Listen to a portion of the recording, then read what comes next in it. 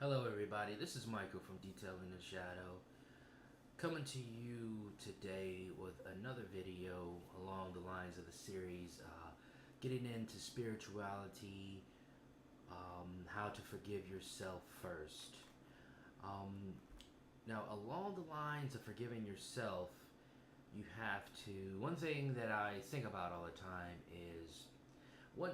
Well, I'll go back and share a little story. One time I watched a movie, totally unexpected to get anything from this movie because I had no expectations on the movie. I didn't know what it was about. It was a movie called The Painted Veil. I think it was a Heath Ledger film. Maybe. I might be wrong. Look that up. The Painted Veil. And basically, the gist of the movie was to be careful when you hold others in contempt because one day you're here and the next day you may be gone. Or one day you're here and the next day they are gone.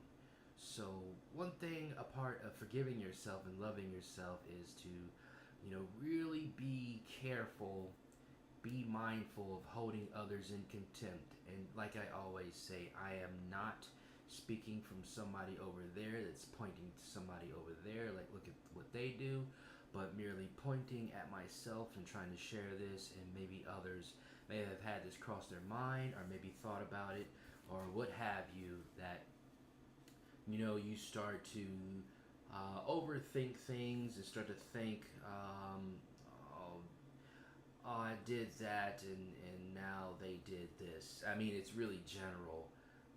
Trying to think of an example, but I don't want to get too specific. But it's just basically, you start to get angry at a person and you really don't even know why, and that's holding them in contempt. Because maybe you might have had some expectations in the back of your mind and they did not get met. Now, whether that person knows it or not, you sort of have these feelings toward them, like, oh, well, why do they do this, why do they do that, why did they not do this, or why did they not do that. So that's one thing you want to be careful of.